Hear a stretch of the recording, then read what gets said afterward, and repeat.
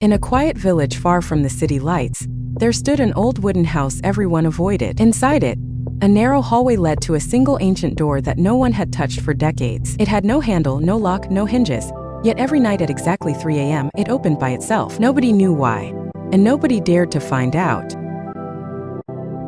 But one night, a curious teenager named Liam decided he needed answers.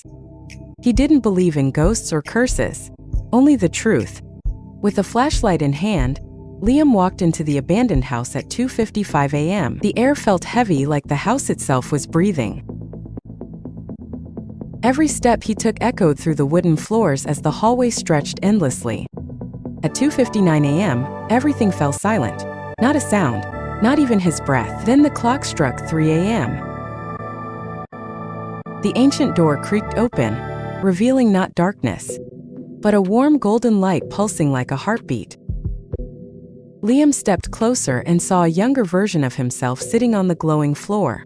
The child looked up and whispered, "Why did you leave me here?" Liam froze. He had no siblings, and no memory of a place like this. But the child continued, "You forgot me, but I didn't forget you." As he stepped into the glowing room, memories crashed back. Trauma he had buried long ago. The child stood and whispered, "It's time to come back." A blinding flash filled the house and the door slammed shut. Liam was never seen leaving that house again. But every night at 3 a.m., when the door creaks open, some villagers swear they see two silhouettes standing inside the glowing doorway. One tall, one small, both watching.